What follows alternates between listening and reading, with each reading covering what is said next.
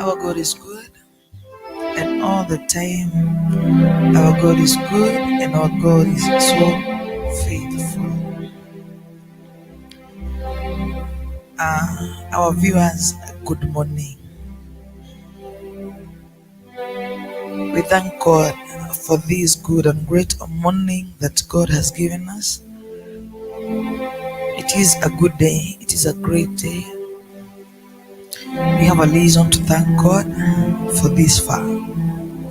Truly, it has taken His hand.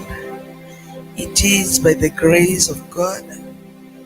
It is by His love that we are alive today. We give glory and honor back to Jesus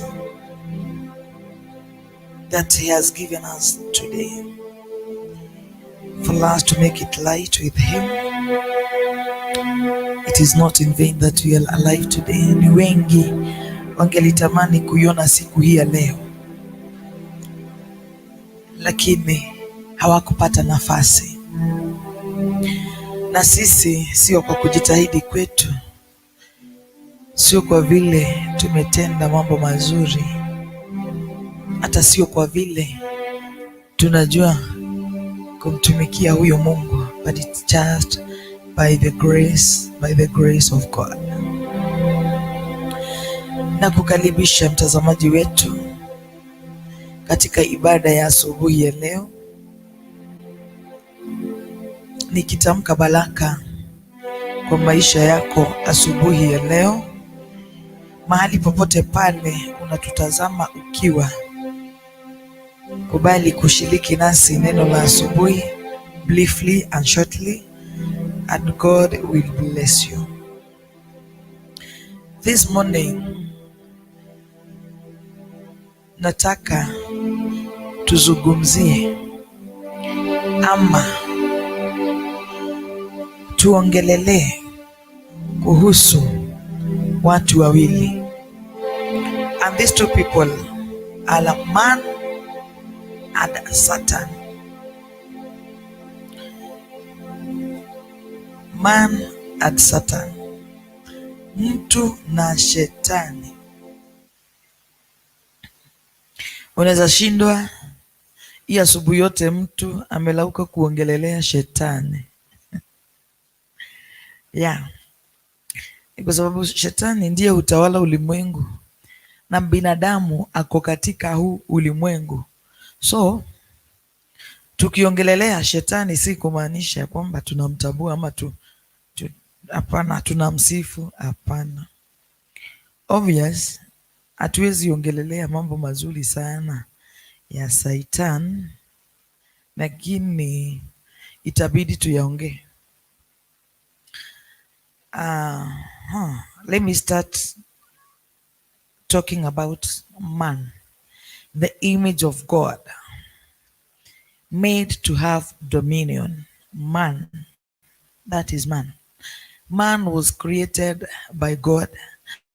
Man was the image of God. Man was given the dominion over everything that God created. God had a very little reason for creating man, and that is a male and a female. He had a wonderful plan and purpose for them. Wakati Mungu na kamati ya mbinguni walikaa chini, wakasemezana, wakasema, na tumuumbe mwanadamu kwa mfano wetu. God being the ruler of heaven and earth, hakusema wacha ni muumbe mwanadamu mimi nikiwa Mungu, lakini alisema na tukamuumbe mtu kwa mfano wetu. And because God is love, he desired to have been of like mind and like heart with whom he could share his life. Kwa hivyo natumai Mungu aliposema, kamati ya mbinguni ilipokutana ikasema na wacheni tumuumbe mtu kwa mfano wetu. Kwa hivyo Mungu alikuwa anataka mtu aumbwe yule anafanana na yeye. That is why man was created by the image and likeness of God. Kwa hivyo Mungu, God desired to have beings of like mind and like heart with whom he could share his life. All that he is and all that he is involved with. Who would rule the heavens and the earth with him like sons. So he created man in his own image. Mungu alikuwa anataka watu ambao, those who could rule heaven and earth with him like his sons. Na akaonelea wacheni tumumbe mtu kwa mfano wetu. And that is where Adam came from. And that is where Eve came from. In the book of Genesis, chapter number 1 and verse 26 and 27, the Bible says, then God said, let us make man in our image, in our likeness, and let them rule over the fish of the sea and the birds of the air, livestock, over all the earth and over all the creatures that move along the ground. So God created man in his own image. In the image of God, he created him. Male and female, he created them. Mungu aliumba mwanadamu kwa mfano wake, na ili akapewa mamlaka ya kutawala chochote kile Mungu aliumba. From day one, the creation of God took place until siku ya sita alipomuumba mwanadamu. Kwa hivyo aliumba vitu kwanza, alafu akashindwa, who will be taking care of these things? And because I think God was busy, akaona wacha tumuumbe mtu kwa mfano wetu, ambaye atakuwa akifikiria kama sisi na roho yake iko kama yetu. Here comes the Lucifer himself. Ni kwa sababu mtu ameumbwa na amepewa mamlaka ya kutawala chochote kile Mungu aliumba. Na yeye shetani akajua huyu mwanadamu atajua hajui. God created many wonderful things before he created the heavens and the earth. Among them there were angels. Kwa hivyo, before God created heaven and earth, there were angels, spirit beings whose purpose is to fulfill God's will. Angels worship God and serve him continually. However, when Lucifer, one of the great reading angels, understood about God's plan to create man, he rebelled. Kwa hivyo shetani huyo Lucifer, I think mbinguni alikuwa anaitwa Lucifer, aliposikia ya kwamba Mungu ako na mpango wa kumuumba mwanadamu kwa mfano wao, na ili ampe uwezo, ampe nguvu na mamlaka ya kutawala zile vitu zote aliumba, Lucifer rebelled, akapatwa na wivu.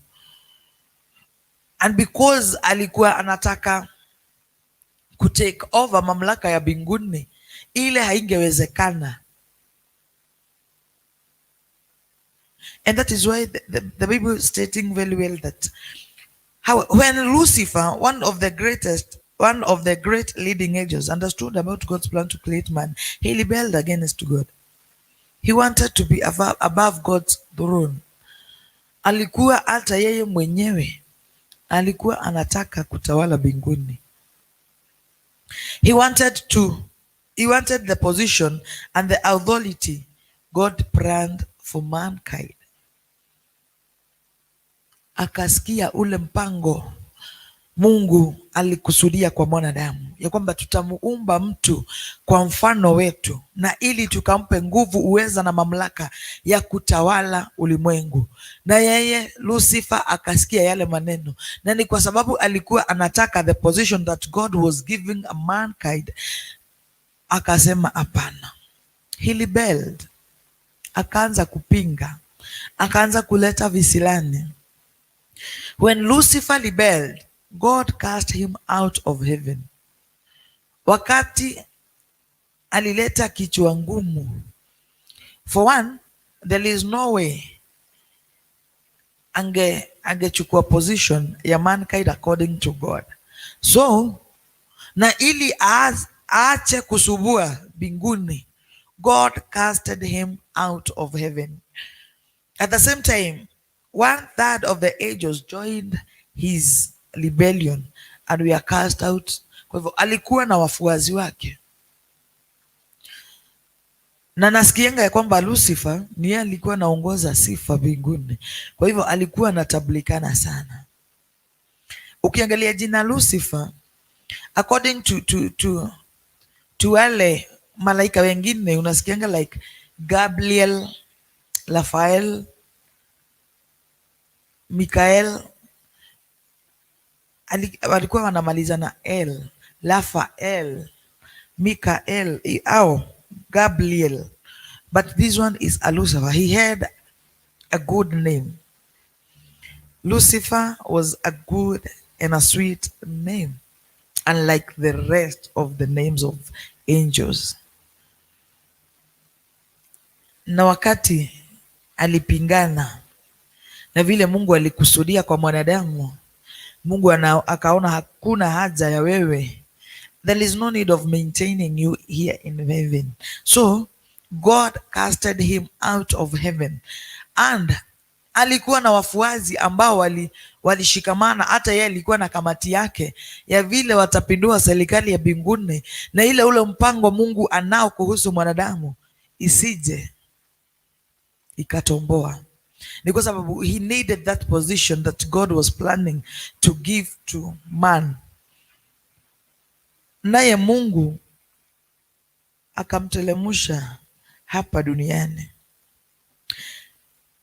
The Bible says in the book of Isaiah 14:12-14, how you have fallen from heaven, O morning star.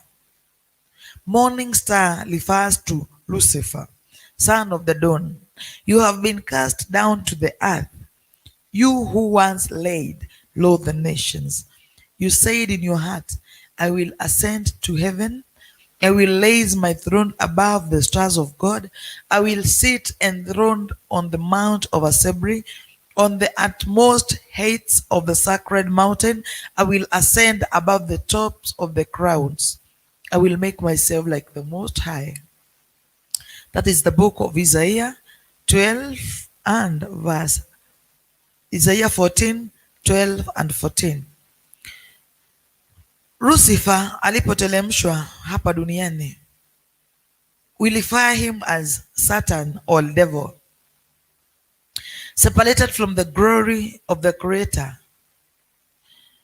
He lost the beauty and the light he had once had.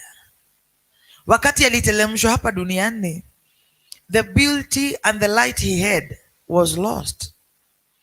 That is in the book of Ezekiel 28 verse 11-17. Ukipata nafasi utasoma. And he became evil and full of darkness. Akiwa mbinguni alikuwa malaika mzuri, malaika ambaye Mungu alimwaminia mambo mengi, mambo makuu. Unfortunately, alipoleta kichwa, alipoanza kukua kichwa ngumu na kuona nikana kwamba yale mipango Mungu anapanga ya kumuumba mwanadamu na ili ampe nguvu, uwezo na utawala wa dunia, akasema hapana, haiwezekani. Na Mungu kwa nguvu zake na uweza wake haikuwa tafadhali. Lucifer was casted out of heaven. Na ni kwa sababu kuna ule utukufu akiwa malaika wa mbinguni alikuwa nao, ikamwondokea ikaisha.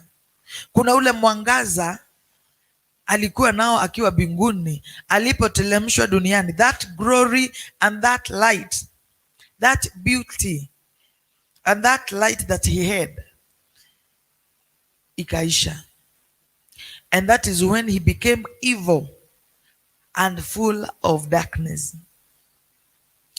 The angels who fell with him also lost their glory and became evil spirits.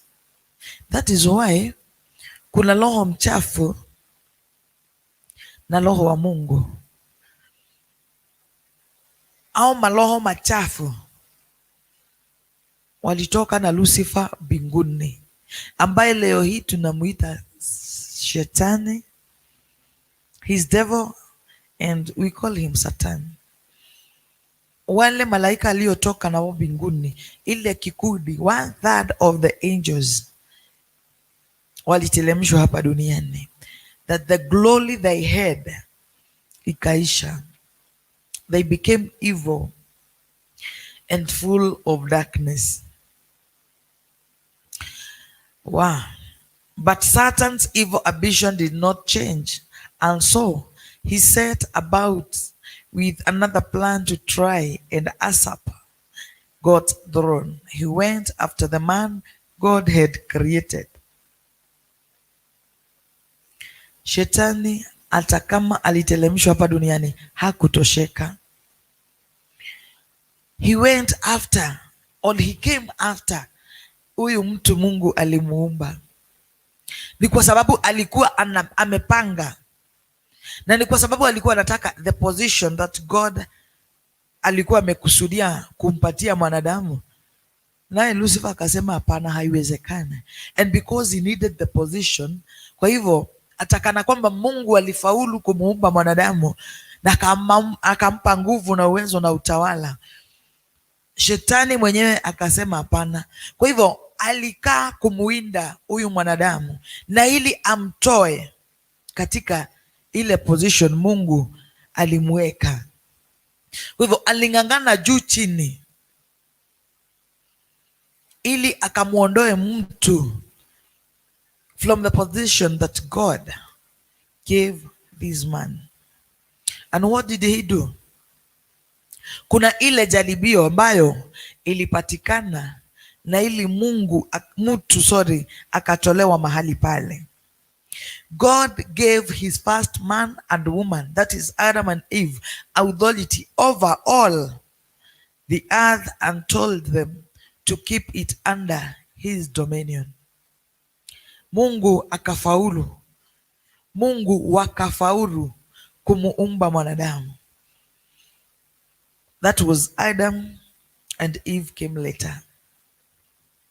And God gave them authority over all the earth and told them, keep it under my dominion. To keep them safe from Satan and his evil spirits. Because Satan alikuwa anamuinda usiku na mchana, ili make sure that the position that I wanted nimeinyakua. The position that God gave man, ile ya kutawala ulimwengu na chochote kile Mungu aliumba. Shetani kusudi lake ilikuwa anyang'anye mwanadamu that position, and kwa njia moja ama nyingine alifaulu. To keep them safe from Satan and his evil spirits, God planted 2 special trees in the Garden of Eden.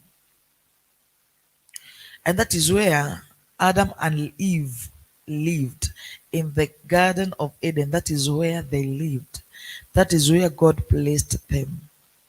Na ili Mungu kwa usalama wao, ili shetani na malaika wake awa maloho machafu wasiwafikie na wasiwaone, Mungu akapanda miti, 2 special trees in the garden where Adam and Eve lived.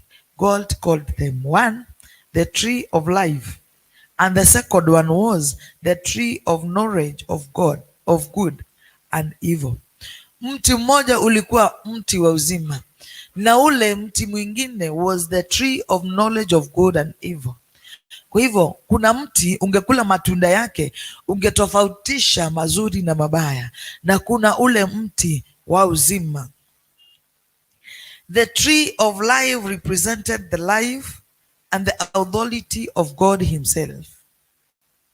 So in eating its fruit, Adam and Eve would be filled more and more with God's strength and love and glory.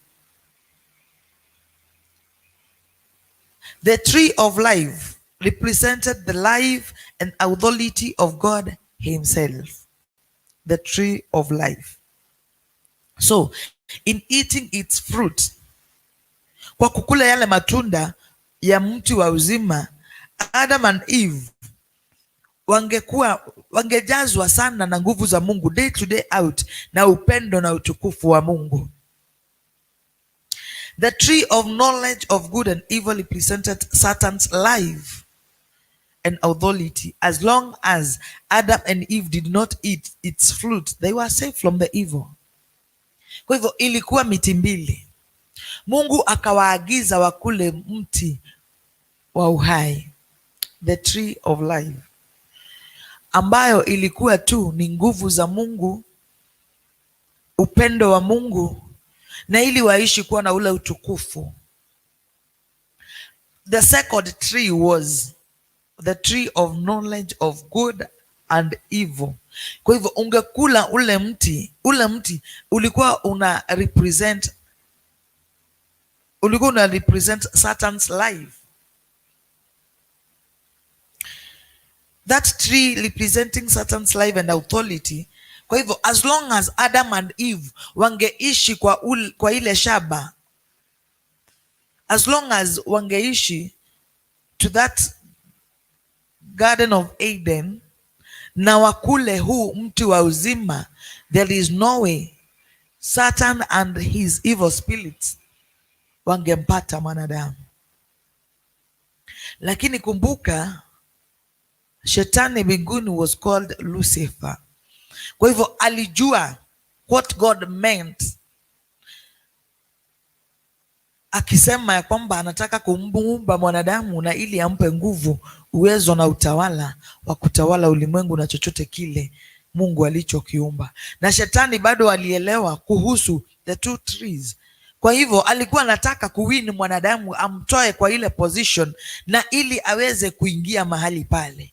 Kwa hivyo alijua as long as Adam and Eve watakula hii matunda ya mti wa uzima, hakuna mahali yatawapata. But it is the same God who planted these two trees. Nikawa nafikiria Mungu angeplant tu huu mti mmoja, sababu kama angepanda mti huu mmoja, the tree of life, there is no way Adam and Eve wangedanganywa ya kwamba kuna mti mwingine wa knowledge of good and evil. Kwa hivyo hata kama shetani aliwadanganya na ule mti uliokuwa una represent his life and authority, akawatoa to God's life and authority of God kwa ule mti wa uzima. And the dominion, the tree of knowledge of good and evil represented Satan's life and authority. And as long as Adam and Eve did not eat its fruit, they were safe from the evil spirits which filled the earth. The dominion of the whole creation would always be theirs if they obeyed their loving Creator. Adam and Eve, kama wangelitii vile Mungu aliwaelezea, I think kungelikuwa kuzuri. Kama hawangekubali kukula ile mti ambao shetani alidanganya Eve, then the dominion of the whole creation would always be theirs.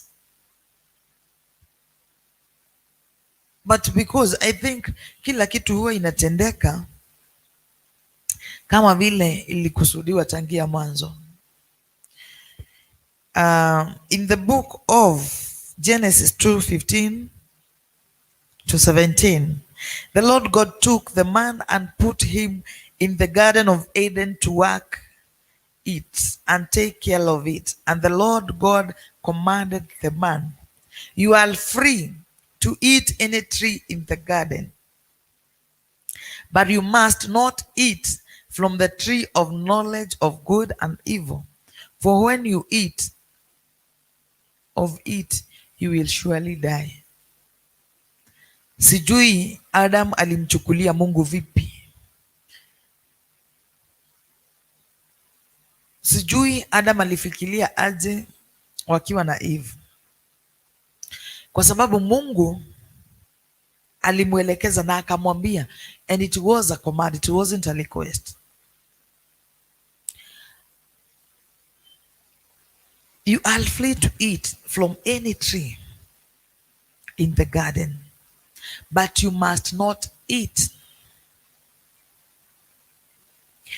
from the tree of knowledge of good and evil, for when you eat, you will surely die. Yani unaambiwa the moment, ile siku utakula kutoka kwa huu mti, hapo ndipo kifo kitatangazwa.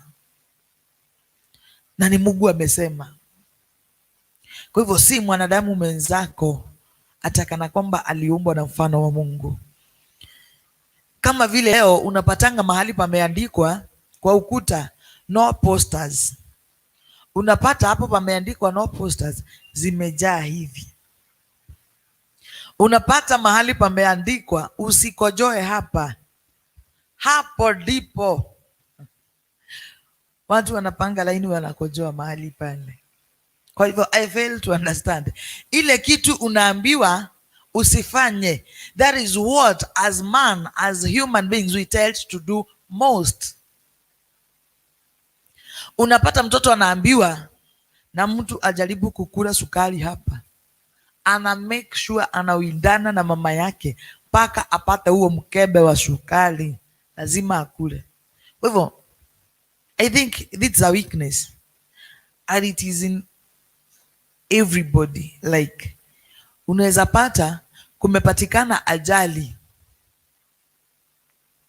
na askari wamezunguka mahali pale, lakini unasikia anasema kusiwe mtu anakaribia, and hapo ndipo unataka kukaribia ujionee. Unaweza pata mtu amepita tu mahali hapa aone kitu tu si smart, kitu ambayo si poa, yani huyo mtu wa behave ina maana that mpaka wewe ushindwe ni nini ameona. Imagine unaona vile amebehave weird, yani amebehave kitu hata huwezi tamani kuona, na macho tu inataka tu wacha nione ni nini ameona. That is man, that is a human being. Adam akaambiwa, it wasn't a request, it was a command that you are free to eat from any tree in the garden apart from this tree of knowledge of good and evil. Why? Because the moment you will eat the fruit from that tree, death will surely come your way. Yani unatangaziwa kifo and yet unapata. Kwa hivyo hiyo shida ilitoka tangia mwanadamu kuumbwa. Ati unapata mtu anaambiwa usipande kwa hiyo madhabahu, lakini unataka kujua kwani nini nakuanga kwa hiyo, acha nipande nione. Kwa hivyo hata hawa hawakuwa serious wakikula ile tunda, walikuwa tu wanataka kujua kwani tukikula kutakuaje, usikojoe hapa, nikikojoa watadu nina, yani na unaona nikiona uta, that kind of a thing. Wow. However, Satan deceived Eve. He told her the tree of knowledge and good wasn't really bad. Rather, it would make them like gods. Shetani kwa mfano one najaribu kujiuliza, leo zinajiulizanga juu kwa zile videos tushawaiona, tunaonanga Satan in form of a serpent. Najiuliza akienda kuconvince Eve alikuwa nyoka bado? Because angelikuwa nyoka Eve sidhani angekubali. But saa zingine huwa nafikiria ni kama alikuwa na mfano wa mwanadamu, at least wangeongea, wangesikizana na ingekuwa rahisi Eve kukubali kukula lile tunda. But kama nyoka saa hii sidhani, I think itakuwa rahisi deno kukuja na kuniconvince on a certain thing na nikubali juu ni mtu tunaongea tunaelezana. Lakini sidhani kuna mfano wa mnyama unaweza ni convince on a certain thing nifanye ama nijipate. Hapana. Kwa hiyo huwa nafikirianga it's like he came in form of a human being, ndio huyu akapata nafasi ya kumsikiliza and akamwambia Eve, imagine, I don't think it's that bad. Yani aliwaonyesha Mungu ni nyinyi alidanganya. Ngai ni nyua kuire uria gutari. Ni nyue Ngai akuire wana o atiriri. Edire alitaka tu mkulange kwa ile. Lakini juu hataki mkae kama yeye. Ndiyo maana aliwaambia msikule, juu mkikula mtajua the tofauti between mazuri na mabaya, and you will be like gods. Ndio maana hakutaka mkule kwa huu mti, juu alijua mkikula mtakuwa kama yeye. Unadanganywa maheni maria mako mahanama, ile uongo inakaanga ukweli. She believed the lie and ate the fruit of the tree. Adam, although he knew it was a lie, also ate that fruit from that tree, the one that God has commanded them not to eat that fruit even a single day. Imagine walipewa ruhusa ya kwamba katika hii shamba you can take any fruit from any tree apart from the tree of knowledge of good and evil. Na yeye shetani, kwa sababu alikuwa anawindana na ile position mwanadamu alipewa na Mungu, akajua mtajua hamjui, ni mimi na nyinyi. Hata kama alifukuzwa kutoka mbinguni akaachiliwa hapa duniani, na mtu ni yule alipewa nguvu na mamlaka na uwezo wa kutawala dunia na yale mambo Mungu aliweka katika ulimwengu. Shetani akajua pana, ile kitu nitafanya, najua nataka kumtoa mtu kwa ile position ili yeye atawale. Kwa hivyo kwa juhudi zake akajaribu na ikawezekana. In the book of Genesis 3 and verse 6, when the woman saw the fruit of the tree was good for food and pleasing to the eye, and also desirable for gaining wisdom, she took some and ate it. She also gave some to her husband who was with her, and he ate it. When the woman saw the fruit of the tree was good for food and pleasing to the eye. Kwa hivyo ilikuwa matunda smart, ilikuwa inapendeza. And bado akaona yes, it is consumable, kwa hivyo naweza itumia. And also desirable for gaining wisdom. Kwa hivyo ilikuwa na mambo matatu hiyo matunda. It was good for food, pleasing to the eye, and desirable for gaining wisdom. Akachukua lile tunda akara, na kwa sababu ya kutojipenda akawekea bwanake ile tunda. Ile Adam hakutaka kufikiria, because I think alikuwa amekula matunda yote ya hiyo shamba, na maybe hakuwa amekutana na kama hiyo, hangejiuliza na hakufikiria. Kwa hivyo alichukua tu. That man trusted bibi yake like nothing else, and that is why he didn't question. He just took the fruit and ate.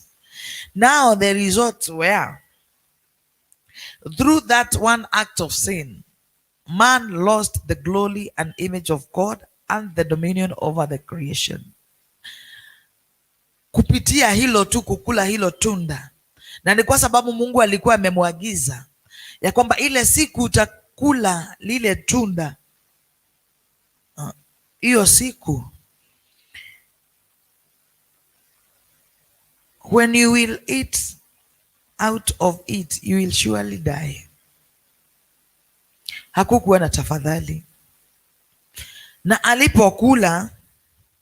alipofanya lile tendo ya kukula ile matunda yenye Mungu alikuwa amewaambia msikule, that is when man lost the glory and image of God and the dominion over the creation. Then Satan then took the throne vacated by Adam and Eve and exercised his dominion over the earth, and death filled the world. That is when kifo kilipatikana, na yeye shetani akachukua ule utawala na mamlaka kutawala zile vitu Mungu alikusudia vitawaliwe na mwanadamu na Adam. Wow. sin entered the world through one man, and death through sin. And in this way of death, and this way death came to all men, because Adam sinned. That is Romans 5 and verse 12. That sin entered the world through one man, and death through sin. Kwa hivyo dhambi ilipatikana kwa ulimwengu ni kwa sababu ya mwanadamu, na kupitia ile kosa, ile dhambi walilotenda, kifo ikapatikana. All the generations following Adam and Eve, when inherited their fallen nature, all have come under the power and dominion of Satan. In Ephesians 2, 1 to 3, as for you, you were dead in your transgressions and sins, in which you used to live when you followed the ways of this world and the ruler of the kingdom of the air, the spirit who is now at work in those who are disobedient. Verse, all of us also lived among them at one time, gratifying the cravings of our sinful nature and following its desires and thoughts. Like the rest, we were by nature objects of wrath. Nowadays, ukiangalia, people's hearts everywhere are now filled with so many bad things, bad behaviors. Like idolatry, immorality, all kinds of wickedness. Ukiangalia in the book of Romans 1, 21 and 23, for although they knew God, they neither glorified him as God, nor gave their thanks to him, but their thinking became futile, and their foolish hearts were darkened. Although they claimed to be wise, they became fools and exchanged the glory of the immortal God for images made to look like mortal man and birds and animals and reptiles. All kinds of wickedness ilipatikana wakati ule mtu submitted to Satan's opinion. But because of the great love of our God, God restored man. And Mungu akawa na mpango, kwa sababu tangia mwanzo Mungu alimpenda mwanadamu, na ndio akapata lile wazo ya kwamba na tumuumbe mtu kwa mfano wetu, ili tumpe nguvu, uwezo na mamlaka ya kutawala ulimwengu. Wakati shetani alimdanganya mtu na akatoka kwa ile position Mungu alikuwa amempatia, Mungu hakutosheka na hakuridhika na haikumpendeza. Kwa hivyo alikuwa na mpango mwingine wa kumrudisha mtu karibu na yeye. God did not give up man because of his sin. No. Atakana kwamba Adam alimkosea Mungu, atakana kwamba Adam hakufuata maagizo yale Mungu alimuagiza ya kwamba usikule kwa huu mti, na Adam kwa sababu ya kutaka kujua na kutaka kukua kama Mungu wakadanganywa na wakakula lile tunda. Mungu, God did not give up. Yani hakulusha mikono akasema niliwakataza, sasa ni shauri yenu. Hapana. Mungu akawa na mpango. He put into action another great plan, the plan to save mankind from Satan's power and to restore him to his original plan of being his sons and sharing his throne. He began to prepare the world for coming of the Savior, Jesus Christ. In 1 Corinthians 15 and 22, for as in Adam all die. So in Christ, all will be made alive. And in the New Testament records, the yeah, the New Testament, it records the story of Christ, the one who would come to save us from our sins.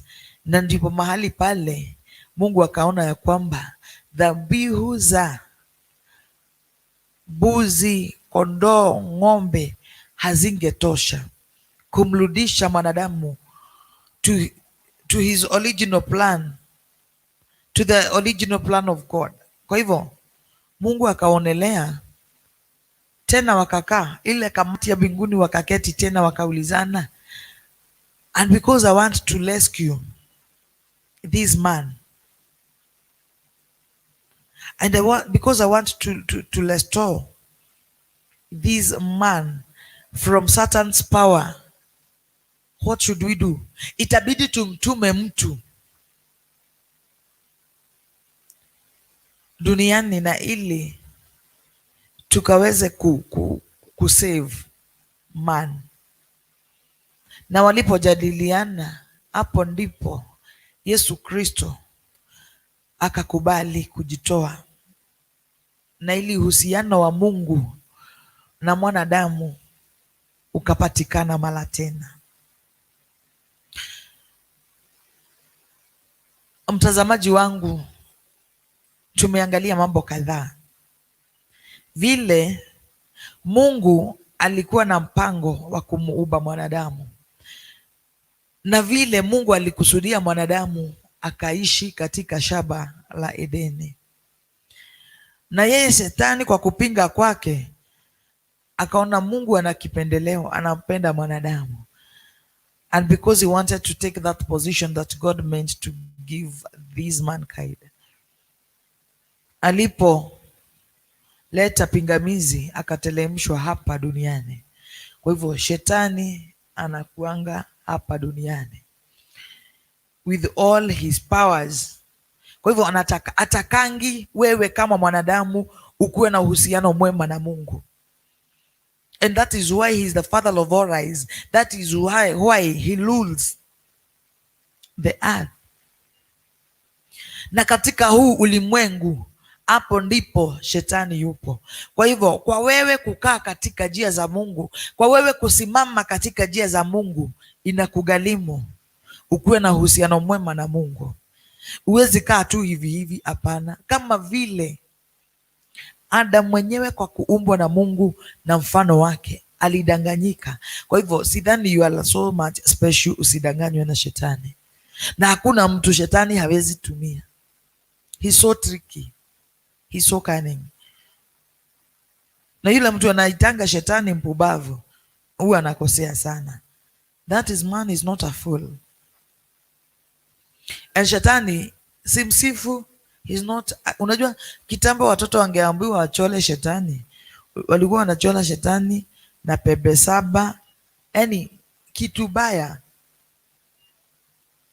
Kama Shetani mbinguni alikuwa anaitwa Lucifer, kama alikuwa anaongoza sifa, na mpaka leo hii Shetani kila asubuhi lazima alipoti mbinguni, akikulipoti wewe, akililipoti mimi, na ili aniombee ruhusa, akuombee ruhusa akuja kuangamize. Usidhanie Shetani ni hivi hivi. Ako na wafuasi wake, ndio. Kwa hivyo he's not just like you think. He's not ugly like you think. He's not a fool like you think. Unasikia mtu anatia moto mkegu tagoma. Goma timokegu. Hata kama Mungu ametupa, God has given us wisdom, yes. Na kuwa Mungu ako na mpango mwema juu ya maisha ya mwanadamu, hiyo ndiyo Shetani huwa anapigana nayo, because he knows what is in heaven. Na ni kwa sababu yeye alishahukumiwa. Kwa hivyo tukihukumiwa, Shetani hatahukumiwa. Alishahukumiwa. Kwa hiyo na anajua uzuri wa mbinguni, anajua utamu wa mbinguni, anajua ulembo ulioko mahali pale. Kwa hivyo ndio maana yeye huwa anang'ang'ana kila siku, mchana na usiku, na ili wewe ukuwe mfuazi wake, uache kumfuata Yesu, na juu yale mazuri aliacha mbinguni, yeye anajua kwamba hakuna siku hata moja atarudi mahali pale eti kusema anakaa pale. Ile kitu huwa anapeleka pale ni mashtaka, kukustaki wewe, lakini yeye anajua hakuna siku hata moja, hata dunia na mbingu ziishe, hakuna siku atarudi mahali pale kama vile alikuwa mwanzo. Na ndio maana mwimbaji wa wimbo wa Kikuyu aliimba akasema ati shaitani aturaga ahitanaga na mundu ni tondu ndendaga Ngai na mundu moimeranie ngoro. Ni kwa sababu anapendanga tu wakati amekufinyilia, wakati umetoka kwa njia za Mungu, akunyakue ukuwe wa upande wake. Na Mungu kwa sababu ya ule upendo, in John 3:16, that for God so loved the world that he gave his only begotten son, that whoever believes in him should not perish but have eternal life. Mungu akaonelea ya kwamba ule mpango niliokuwa nao mwanzo wa kumuumba mwanadamu, itabidi nitafute plani nyingine kubwa zaidi ya ile ili nimrejeshe. Na kwa hivyo Mungu akamtoa mwanawe Yesu Kristo, mwana wa pekee, kwa sababu hakuna dhabihu ingine ingeshinda ile ya Mungu kumtoa mwanawe Yesu wa pekee. Ni kwa sababu mbuzi, kondoo, ng'ombe hazingetosha kumrudisha mwanadamu kwa ule uhusiano wake na Mungu. Kwa hivyo ilibidi na iligharimika Yesu Kristo, the Son of God, his only begotten son, na ili mwanadamu arudishwe mahali pake na Mungu. Na hiyo iliwezekana. That is why in the New Testament we learn kumhusu Yesu, ni kwa sababu alikuja ulimwengu na akamuokoa mwanadamu na akarejeshwa mahali pake kwa ufalme wa Mungu. Kwa hivyo ni kwako wewe ujue ya kwamba shetani huwa anawidana na wewe kila siku, kila saa, kila dakika, ili usikae jinsi Mungu anataka ukae, ili usiwe na uhusiano mwema na Mungu, ili utoke kwa njia za Mungu. Ni kwa sababu kwa ule utawala Mungu ameweka ndani yako, shetani akakuondoe mahali pale, kwa sababu anajua that heaven is there and anajua utamu wa mbinguni. That is why anatakanga mukae na yeye huku tu mukiradarada tusikubali. Kubali kujua uhusiano wako na Mungu, ukijua kwamba Satan is not a fool. Satan is not what you think he is. And that kama aliweza kumtoa mwanadamu, a God was there, yes, na aliweza kumtoa mwanadamu kwa ile position Mungu alimweka. Kwa hivyo jichunguza sana siku ya leo na kuendelea. Kama wewe ni mtumishi wa Mungu, wewe umeitwa na Mungu, you have a calling of God, you have ministry in you, chunga sana. Ni kwa sababu shetani anajua kile kilicho ndani yako, kile ambacho Mungu amekusudia kutenda, mahali Mungu amekusudia kukufikisha, shetani anajua. Kwa hivyo be cautious. Jiangalie vizuri, angalie njia zako na Mungu, usikubali kuteleza. Takana kwamba Mswahili alisema kuteleza sio kuanguka. Usikubali kuanguka, usikubali kunyang'anywa ile position Mungu amekupa na shetani. Tunakupenda Bwana, tunalitukuza jina lako, tunasema ni asante. Ni asante ni kwa sababu umetufundisha tangia mwanzo vile wewe Mungu ulikusudia kumuumba mwanadamu, na ile lengo na lile kusudi ulikuwa nalo juu ya mwanadamu. na yeye shetani ni kwa sababu ya wivu, na ni kwa sababu hakutaka Mungu uwe na uhusiano mwema na mwanadamu, akaingilia kati na akanyakua yale mamlaka, nguvu na uwezo ulizompa mwanadamu. Lakini Mungu haukuridhika na hiyo, haikukupendeza, na ili Bwana ukapata nafasi ingine na mpango mwingine mzuri wa kumrejesha mwanadamu kwa uhusiano wako. Asubuhi hii ya leo Bwana, mambo ni mengi ambayo huwa tunatazama yanayotutoa kwa njia zako, yanayotuondoa kwa wema wako. Tunakusihi Mungu, kubali ule uhusiano ule, vile ulirejesha mwanadamu kwa uhusiano wako. Let us stick. God, restore us to the kingdom of heaven. Haja za mioyo yetu Bwana ni tukae na wewe milele, ni tuishi kwako milele. Tusaidie mfalme mwenye nguvu na uwezo, kujijua, kujifahamu na kujitambua, na ili tusienende na mienendo ambayo sisi kwa macho yetu tunaona ni mazuri. Tusijiongoze bali tuongozwe na wewe.